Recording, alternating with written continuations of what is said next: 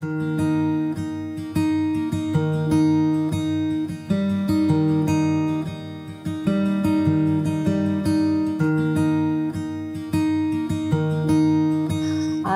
to begin now, we want to do just a short opening prayer from the Course. I give you to the Holy Spirit as part of myself. I know that you will be released unless I want to use you to imprison myself. In the name of my freedom, I choose your release because I recognize that we will be released together. Judy and Tam, please. That prayer was for all relationships because everyone is in a relationship with certainly one or many, many people. And when we join together in the practice of A Course in Miracles, we know we can be released from the prison we've made of separation. Since tonight is a mother and a daughter's journey through A Course in Miracles, I'll just start a few moments by saying the beginning of my life with my daughter validated, and a little child shall lead them. A little child will lead you. Now, not everyone has a little child to lead them, but maybe you have the little child within. However, my daughter was born, my second child, my son Jonathan was first, and she came along with a sense of knowing. All I can describe it was as beyond what I would say the five senses can designate to us about the world we live in. And she seemed to go further. She wasn't trained at this. I don't think she knew that everyone wasn't available in this way to this, but she did start answering questions I hadn't yet vocalized. So in the beginning, it was just very, very calm and quiet. If I wanted to know what I should feed my son and his friends when they came home from kindergarten, I'd hear her little voice say, "Not tuna fish, Mommy, I hates it." And when I asked her why she said that, she says, "You asked me." Well, of course, I hadn't out loud. And it happened enough for me to know that she had an extended ability to listen. She was listening to my inner voice, not just to my spoken words. At that same time, as she developed, it was interesting for me to note that she had an inbuilt moral sense. And what I mean by that is she sort of knew not to hurt people. And she was very, very willing to help her little friends when they had problems. And I would often hear her talking to them as if she was a child counselor. But one day particularly, I was passing by her room and I heard speaking, her voice. And I hoped that she would be sleeping already. It was quite late, but I crept in to see what was going on behind my back. And what I saw was my little girl in bed, sitting up and talking to someone.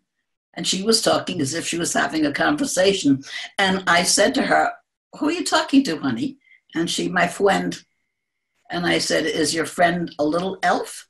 And she said, "No, Mommy." I said, "Is your friend as big as you are?" "No, Mommy, much bigger." "Is your friend as big as I am?" "No, Mommy, my friend is bigger than this room. My friend is bigger than the world. My friend is bigger than this whole wide world. And I can talk to my friend." And I said, "Does your friend talk to you?" "Oh, yes." So I just backed out of the room and closed the door because somehow or other I knew that whatever it was, whatever conversation she was having with a friend, that at this point I was not involved. As she got a little bit older, there were more incidences that happened very often, and they fascinated me. Not her, she wasn't much interested, but they fascinated me a lot. So I went back to school and I took courses in experimental parapsychology. So much so that I eventually began to teach it at New York University. So it became my career, my life's work, and that little child sort of brought me in. Now, as this was going on, I was also doing a lot of reading. And the reading was showing me that some of the abilities that Tam was evincing certainly were what I would call in the paranormal field. And every bit of reading that I did pointed in the direction of our higher selves, of God. And so I think that I was kind of prepared, maybe even more than prepared, to receive the course in 1975. Actually, May 29th, it's a few days from now, it'll be 44 years, and bring it home and present it to my family in a way that was a story of how excited I was to meet two amazing people and the job they did, and they didn't seem to be much interested.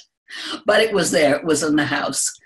My son was then in college, and he came home with his friend to Christmas vacation, and he had looked at me sitting at the table. I had all the papers. I was collating the first printed edition, and he just went into his room, but his friend stayed and started to look at the material, and something clicked in his friend. I will leave that for another time and another story, because the friend of 19 years old was Bob Rosenthal. We go back a long time, this family, even though I am 88 and my daughter is only just 60 and Bob is 63. We've had the same introduction to the course at the same time, all of us in totally different ways. So it's not as if I was teaching my daughter anything. I was trying to learn how to practice to be more of what she was. Now she'll refute everything I have to say.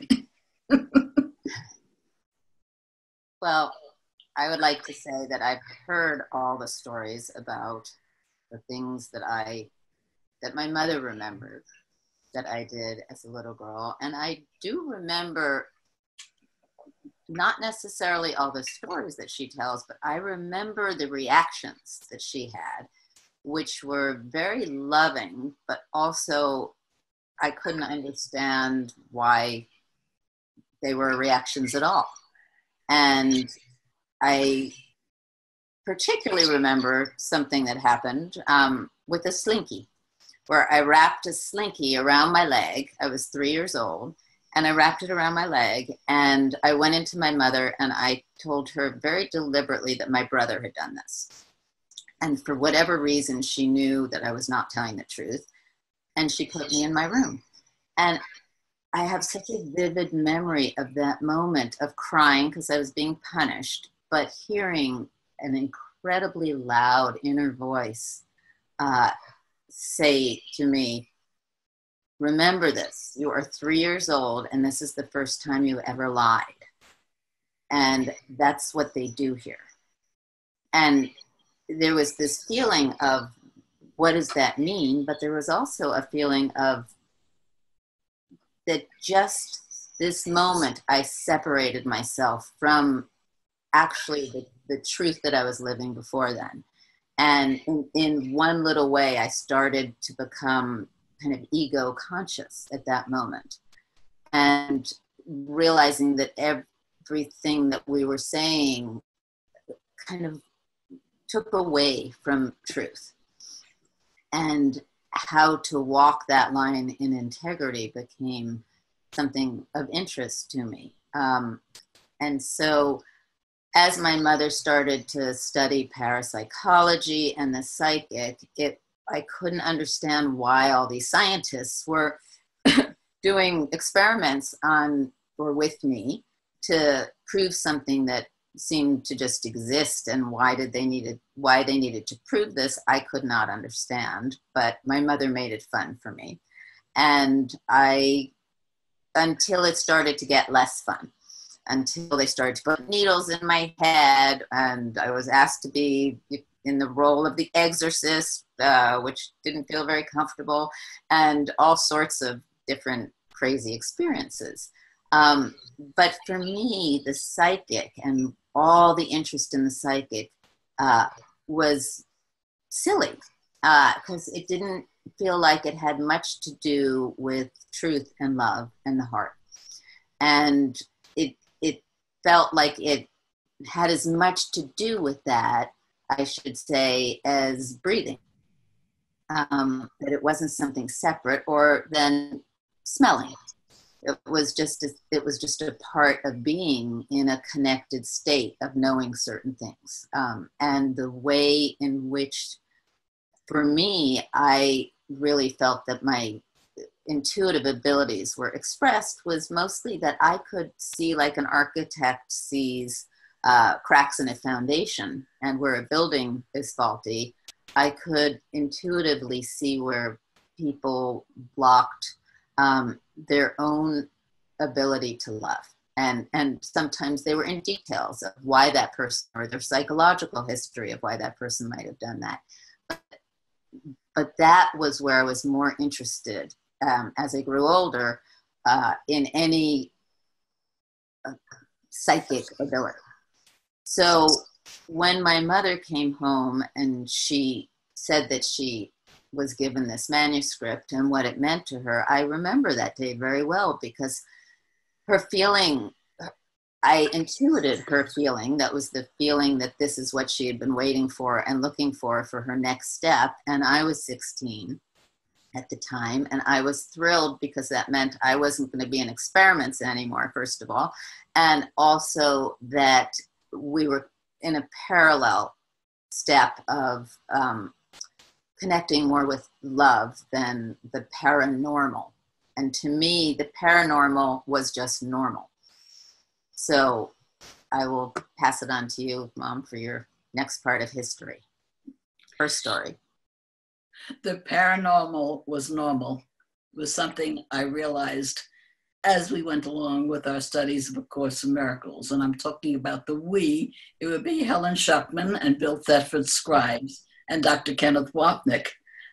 As I was absorbed into their group of 3 and became a group of 4, I started to feel that I was indeed on my own journey home, that I'd had childhood experiences, which I remembered, of being in what we might call a transcendental field of forever, mystical experiences which didn't take place in the mind on this earth, but rather were expanded, and one was able to be at one with the universe and with everything and everyone in it. So as these non-paranormal experiences were occurring, I could have a different framework for them and let them happen to me too, and therefore feel as if we are indeed much more than we seem to be, and that our state of awareness or consciousness is the expanded one, is where our true world life is, beyond the world. And all of that started to make sense. In making sense, I was still a mother, and I was still working. I was still a wife and a homemaker. And so I had a very busy life indeed. And we got direction that we were indeed to share this document with many. And we decided to go ahead, after being interviewed by quite a few different professional publishers, that we would publish it ourselves. And then you can say the heat was on, because we then have a very specific project to do, not just sitting around with each other and meditating and reading the course and doing the lessons. At that point, my daughter went off to college, and so she was not in the house with me anymore, which doesn't mean that we weren't very closely connected. Wait. 1 second. Okay. Before I went to college, my mother was embracing the course and its principles and practicing the course in our home. And for me, I really delighted in being a teenager, and that this was her way and not my way. And I would really be a teenager and goad her into getting upset about something. And the moment she started to get upset about something, I would immediately say, "You're not practicing the course." And we had a few incidents of that I was watching her, and it was like I was testing her to see if this material was just another fad or another experiment, or if it was really sinking in. And I would say goading me. I think I said goading. Yeah. Okay. Yeah, I was goading. But I was myself not interested in the course, because I was a teenager going on my own path, and we had Helen and Ken and Bill coming to the apartment and all the discussions about the course. So much so that when I went to college, I became a comparative religion major. And I wrote a paper, a 50-page paper on the course without ever having read it at that point.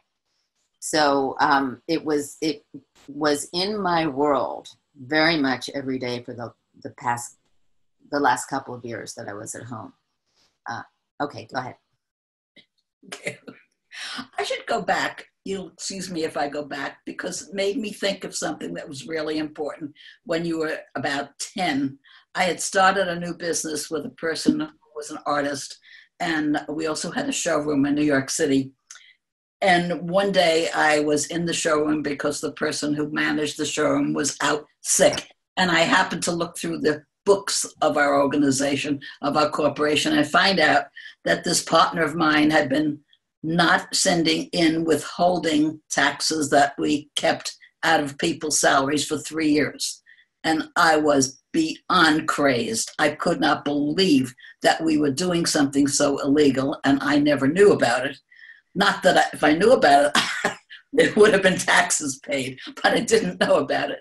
And I came home, and I was so angry, and I was making dinner for my children and my husband, and I was throwing it on the table. And at one point, Tam said to me, "Mom, why don't you eat your dinner?"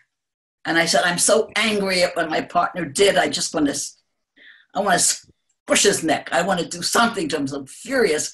And she said, "Does he know you're angry?"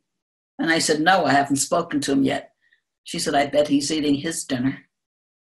So I could say that was a little bit pre-course for me without ever having received the course. And to think that my child was telling me that if I changed my mind, I could eat my dinner was a very big step, and it stuck in me. And I just thought of it now. Okay, going back to the days of the course. Tam was leading her life, and she and I were asked to be in a conference in Hawaii on A Course in Miracles at Unity Church there, and a lot of people coming. I forgot how many, but it might have been the largest convening of people from the course all over the world, because who doesn't want to go to Hawaii? And Tam was allowed to bring her significant other, and I was asked whether she would be helpful with the children who were going to be there on vacation and sort of give them things to do, games and whatever way she wanted to entertain them. And she had said, yes, she would do that. But also, when they found out, which they didn't know in the beginning, that we were mother and daughter, they decided it might be a good idea to ask us to talk about A Course in Miracles, very much like we're talking right now. And a little bit nerve-wracking for me, because Tam is off the wall. I never know what she was going to say. And I went off the wall. Over the top. I wanted to write out something that we would follow. And she kept saying, no, Mom, we're just going to go out there and show people how we love each other. Now, that was so obviously true. How could I even arrange anything to say? So I said, fine. And we went out. I don't even remember what we said. But as I said, it was a large number of people. And someone at the end of the questioning time asked Tam, do you study A Course in Miracles? And she said, no. And the person who asked us says, why not? She's good. My mother does. That was enough. It made everybody laugh so hard. But it was very true. I think she had to have her own way. She had to do her studies, comparative religion. She had to move to Nepal for a year and live there. Wait, that's my story. You had what? It's my story. Oh, excuse me. Take it back. You didn't hear this. Go ahead. No, I want to add that in the talks we gave, it wasn't as clean cut as that it was her way, but it was a lot that I had my own inner listening that she never squelched in me. I mean, a lot of parents do squelch it in their children, and my inner listening was a different path. And in that too, as a child, and in the beginning of the studying of the course, there were things that I saw that I would say newbies coming in didn't sit well with me. Like they would say, someone would do something that I thought was unkind to someone else, and the the person who had the unkindness done would say, you just did something and that hurt me. And then the other person who had done what I thought was the hurt would say, well, that's just your perception, because I can't hurt you. That's your perception. And something didn't feel quite right in that to me. All the way brought up to my mother and I were each speaking at a conference. I think it was at Carleton College. And I was speaking about teaching blind children how to sense color. My mother was speaking about the Course. And she didn't teach the Course. She was speaking about the Course. And I went to one of her talks, and she got up to the podium and started to speak. And when she would speak like that, she just would completely get out of her own way, and Spirit would come through, and she'd give a very beautiful talk. But at the end of it, people at that point, the course was in 3 volumes, hardcover volumes, of the teacher's manual, the text, and the workbook lessons. And if someone dropped it, people like had to pick it up and kiss it like it was the Bible. And I was watching my mother give this talk, and at the end of the talk, people came up to me and were crying and said, "Oh, can I touch you? You're related to your mother," to that woman up there. And I was actually disgusted. And I felt like there was a lot of people who Bill Thetford termed as bliss ninnies, who were deep and spiritual and looking up like this and not actually being real of what I perceived as real, and understanding what I had heard the principles of the Course be on a different level. And so I went to my mother, and I really gave her hell. And I said, "I can't believe you're perpetuating this, that here it's a self-taught course. You're up there as a guru. People are thinking that you're a saint.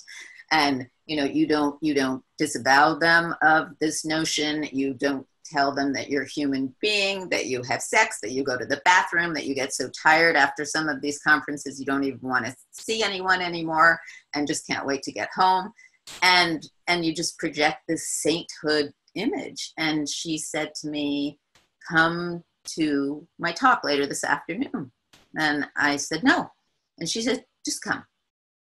And begrudgingly, I showed up at her talk, and she walked up to the podium, and it was taller than she, and usually you have to readjust the mic and put it down. She took the 3 volumes of the Course, and she threw them on the floor, and people gasped. And she stood on them, and she gave this incredibly real, beautiful talk saying, it is not these books, it's not this body, it's not what's in here. And she word for word reiterated, this person has a hard time here in so many ways. I go to the bathroom, I'm a human being. I don't know that she said she had sex, but whatever, in that she really did lay this out, and she continued to give this absolutely beautiful talk in a very real way about even how this course came to be through 2 people who had an untenable relationship. And what it's about is the commitment to love and forgiveness. And I was so proud of her. And at the end, people were crying and applauding, and they came up to me and they said, "Oh, can I touch you? You're related to her." And it was a profound lesson for me that I got to have for the rest of my life, about how I was not to judge who came, who saw, what people are going to project, whatever they want to project or need to at that moment.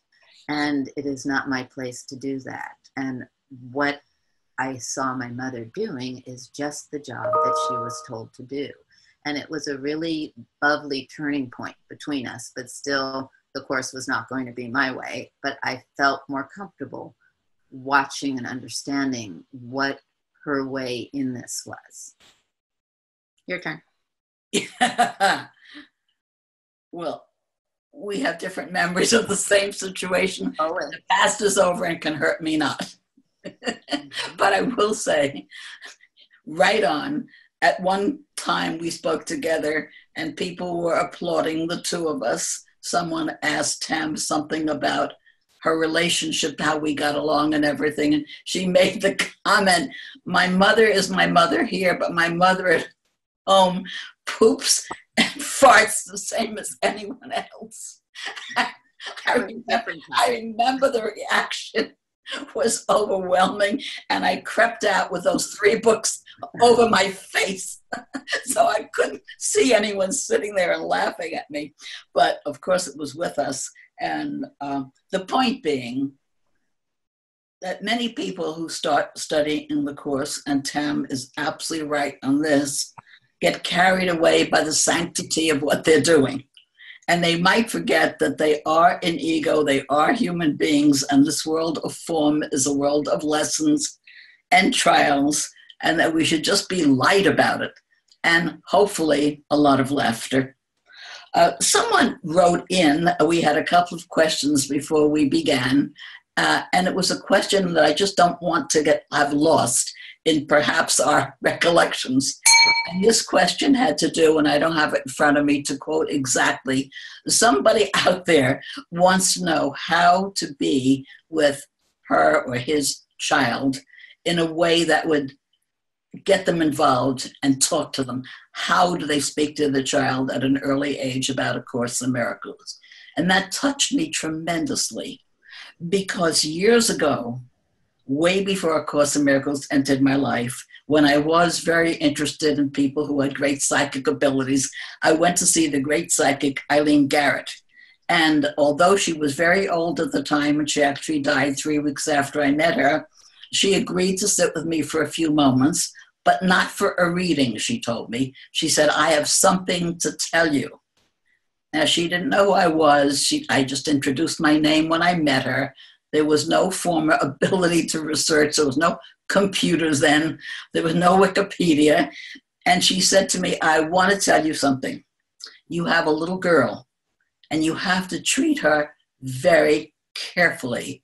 And I said, what do I have to do? And she said, my life was ruined because scientists got at me first, and they put me in a niche of talking to dead people. And that's not what I wanted to do. I would much rather have been in the scientific community and be working along with them to find out what the limit, if whether any of my abilities were. Don't let that happen to your daughter.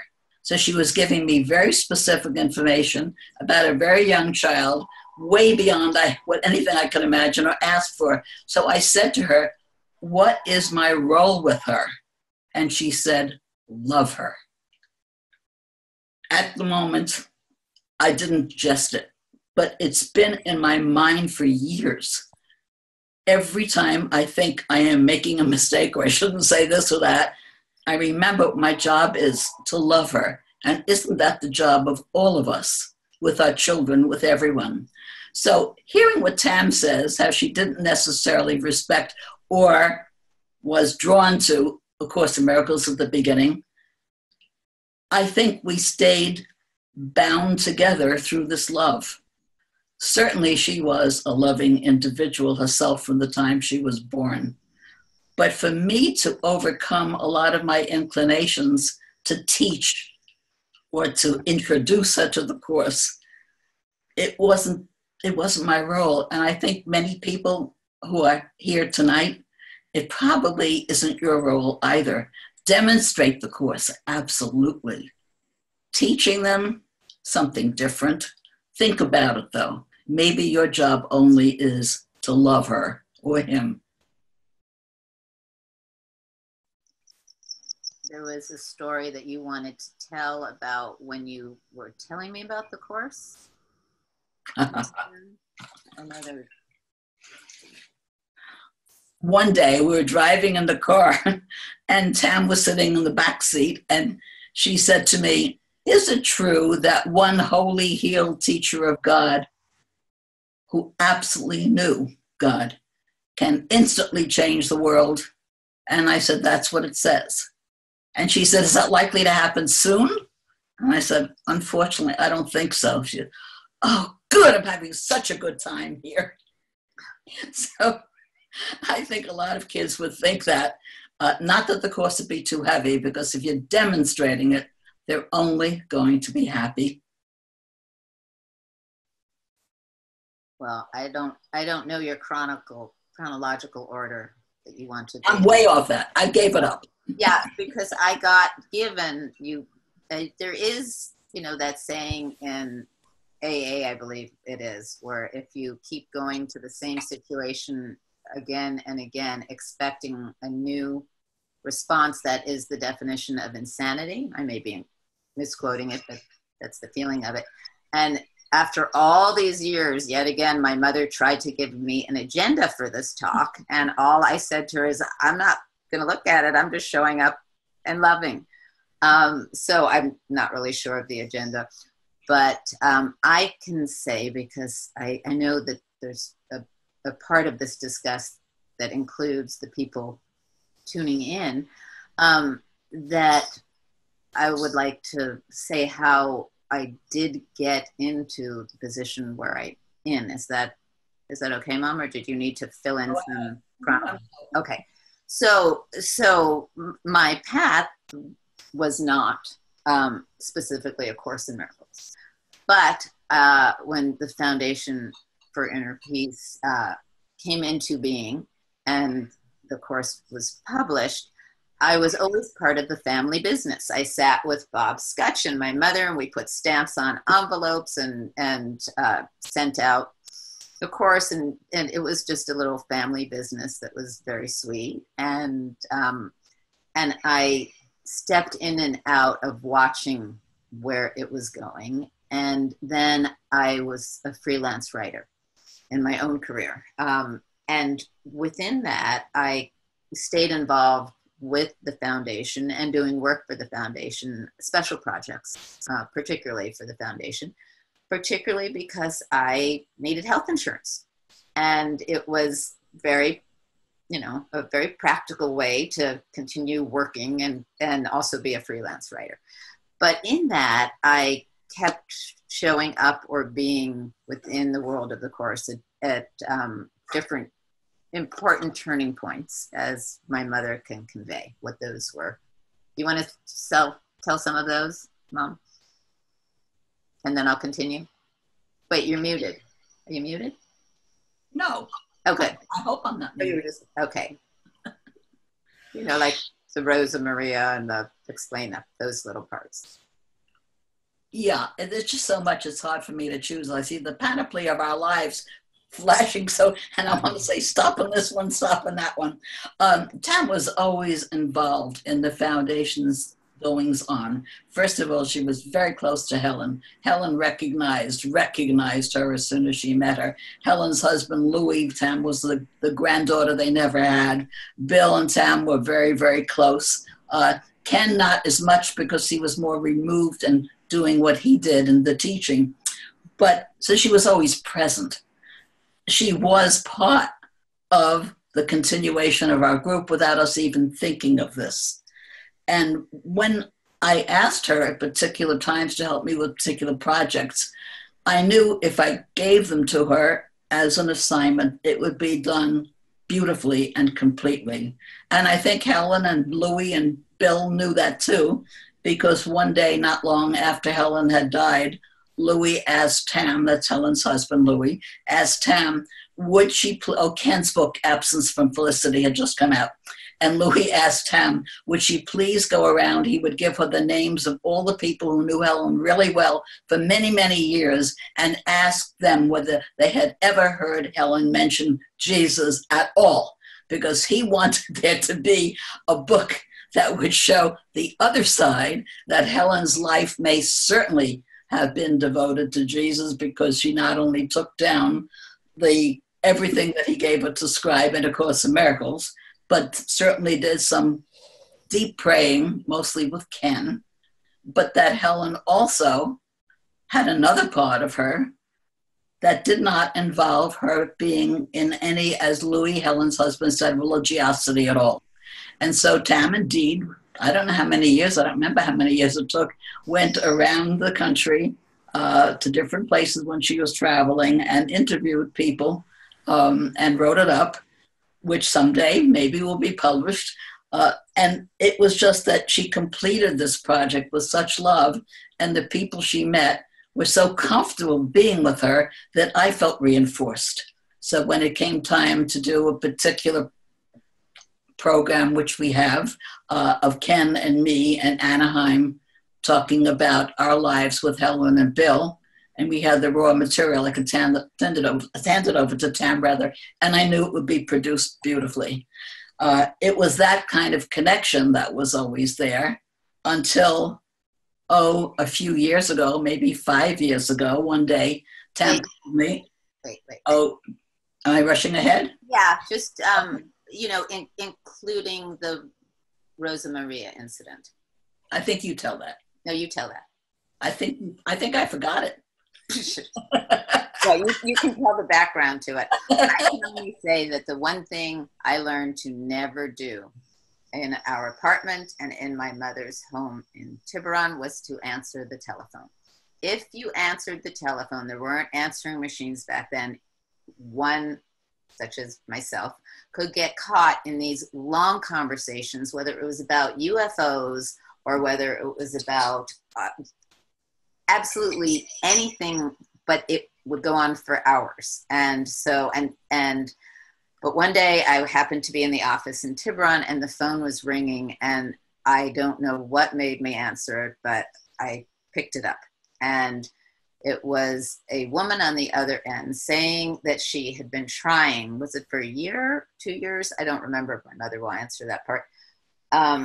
But that she was trying, that she had really been working on translating the course into Spanish, and it was a calling for her.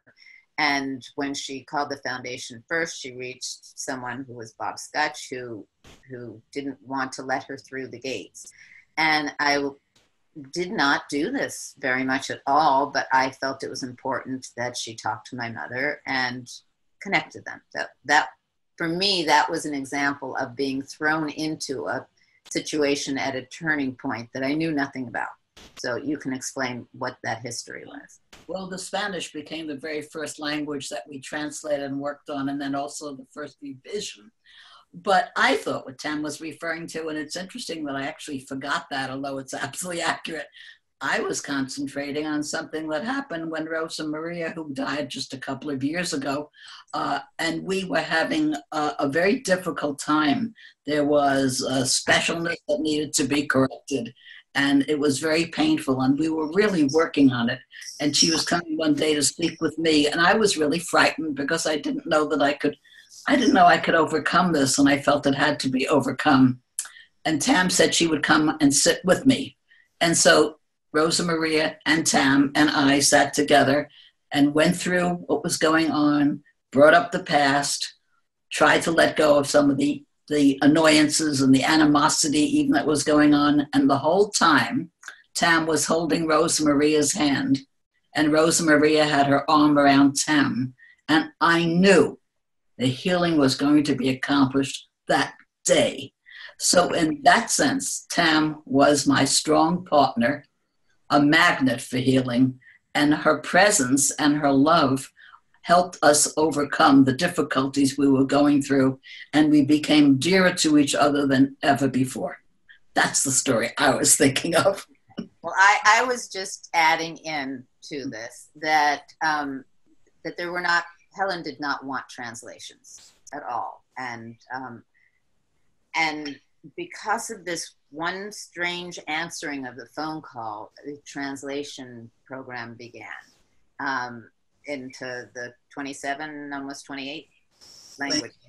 And so it was like I was put in different moments of time, somewhere where there would be a turning point. Anyway, fast forward to about 7 years ago, I think, I was doing a meditation, and I was deep into, I've always meditated to listen to that voice and to connect with that voice inside. And I heard very clearly that my mother, my entire life, had supported everything that I'd ever done. She never asked me to be involved in the course. She just supported my own path and my own way. And I heard that her time on the planet was getting shorter, and that it was important and necessary for me to honor her and to honor what she had brought to the world through publishing the course. And so I called her up and I asked her if she would do the lessons with me, because I had never done them or read the course. And she almost dropped the phone. And it was, I think it was January 1st. And I just wanted to really see and honor what she had brought to the world. And so we started to do the lessons together, which was really my favorite part of it, was just connecting with her. Wherever I was traveling in the world, we would connect in to do the lessons for about 1.5 years, I think. Is that what it took us? At least maybe 2, yeah. Yeah, we stretched it out because it was enjoyable. And after that, that was that. I continued on my merry way, and I was... but wait. But wait, go ahead. That may have been the 7th or the 8th or the 10th time that I had been studying the workbook. I don't even remember, maybe more. But doing that for 1.5 to 2 years with my daughter, because of who she was, not just my daughter, but what she was already and came in born with, and with my commitment to do it yet again, and well this time, the most extraordinary things were happening. And we devised an imaginary bucket list that I was holding and she was holding. And in the bucket list were our unhealed relationships. And as we kept going, more and more relationships were getting healed. It was bombastic the way this was happening. She kept saying, you better not get down to the bottom. You better not, because she thought I was going to evanesce when I had no more relationships that I saw in darkness. But this work that we did together was so profound that I think I didn't even really begin to, what we used to say from science fiction, grok the course until that experience. Now, does it matter who you study the course or the study alone? Of course not. It matters that you're listening to the direction. Tam listened and she heard, but it was a gift to me.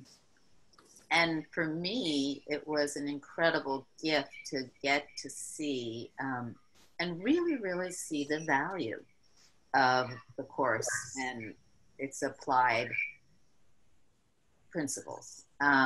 And yet still, I did not choose it as my way. And if I started to read the text, I would fall asleep every time. So did Helen. It was so dense for me. And comparative religion major or not, I could not get through more than a sentence or 2.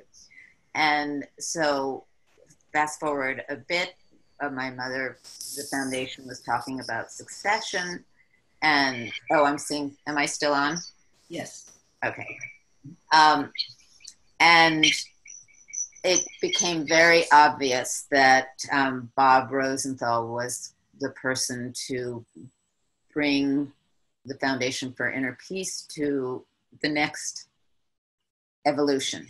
And I was in great support of that. And to make a very long story short, we met right after he had accepted that would be his position. And he said to me very clearly, I have meditated, I have heard, and I'm not to do this alone. And I need to do this with a female partner. There was Helen and Bill, and there was your mother and Ken, and I need to do this with a female partner. And I thought, well, good luck, do it with your wife, whatever, great. And he said, no, I was told that I need to do this with you, that you know all the players in this situation, and this has been part of your life, and I need to do this with you. And I had great resistance.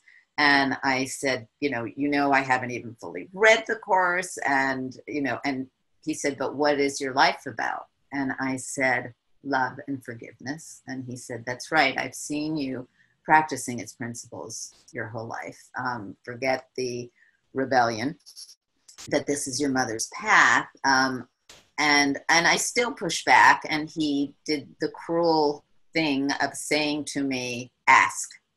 And so I closed my eyes and I asked, and I saw this mosaic of my life and the different places where I was set up and put into situations where the Course was deep in my world. And I heard very clearly that I was supposed to do this and to help. And all I could hear was the words as I received the information was gotcha. And I then had to make a deal. I made a deal with Holy Spirit that I would serve this Course, and I would have, but only if it was as myself and not my mother. And I heard, of course, and also that it had to be fun, or I wasn't going to be interested in this. And it was, of course. And so I accepted this position, very, very clear that I was serving the Course, but this still was not necessarily my practice or my way. And within the serving of the Course a year ago on May 29th, I had another deep meditation. And in this meditation, I was told something new, because whenever I meditated, I would get information about how to help people. And it was the way in which the intuitive would come through meditation. And in this particular meditation, I was told it is time to stop being the seer and time to start being the beer of love, to be love instead of to see story around love. And even that is a longer story that I won't go into at this moment, but I said, okay, I want that. I want to be this presence of love without all the thinking about it or the telling people what help they needed to experience love. And each time I said yes to this, it would get bigger of, oh my gosh, this person, I can help this person. And I realized how incredibly undisciplined I was. And so I asked internally, I said, I can't believe all these years of meditation, thought I was doing it well. And now to be that experience, I'm not doing it so well. How can I be disciplined to experience this and not just go into seeing? And I heard the question, are you committed to this? And I knew with my entire being that I was committed to this for the rest of my life. And I said, absolutely, yes, I am committed to this, that which I hear I'm being asked to do as well. And I heard very clearly, well, we have something for you. I don't know why I heard we. I don't usually hear we, but I heard we have something for you to help you with this discipline. It's called A Course in Miracles. Do the workbook lessons this time for yourself, not to honor your mother. It's time it will help with this discipline. And I felt another gotcha experience. And, the joke was on me completely, but I agreed to do it. And that's when I began to really get into doing the lessons and take this on. And when I told my mother about this the next day, she had a very anticipated over emotional reaction about it and was a little weepy. And I was trying to pull her back from the weepy part. And she said, no, you don't understand. Yesterday, which was the day that this happened for me, was the 43rd anniversary of the day that Helen and Bill handed me the manuscript. And I knew that I was committed to this for the rest of my life. And so I kind of begrudgingly laughed, saying even my own commitment to doing the course was seemed to be a part of legacy and a bigger plan that I knew. But since that commitment stepped into me and I stepped into it, I think it's brought an even deeper path on this path, with understanding how my mother has been doing this as well, and in the partnering of it. So, okay, go ahead. And every Wednesday when we meet together with our executive board, oh yeah, Tam and the rest of us read from the text. It's not our whole executive board. It's just you, me, and Bob. But anyway, go ahead. Well, Bob Scutch is there by feeling. And Ginger. Every Wednesday we study the course together. And Tam was certainly participating in that too. And if you asked me whether I ever thought I would live long enough to see this or would it ever happen, I would have said a profound no, and I don't care. So I guess my not caring or wanting anything from it also was a lesson for me. And at that point, I think we better get some more people here to talk. I just want to add one last thing there, which is that I looked on my mother's calendar one day and saw that she called our Wednesday groups where we're reading through the text, the entire text. And I'm actually enjoying it. We're awake, we're reading it out loud, it's great. But I saw that my mother had an SLG, it's our SLG group. And I said, what does that mean? And why don't you say what SLG is? Of course, it's Slow Learners Group. 44 years and still going. We thank you tremendously for being with us and sharing the time that we're sharing together. We had no idea what we were going to talk about. I followed Tam's direction. It's just a free-for-all. And we hope that there was something that we gave you that was helpful to you. But more than that, we got something ourselves because we sure do love each other. That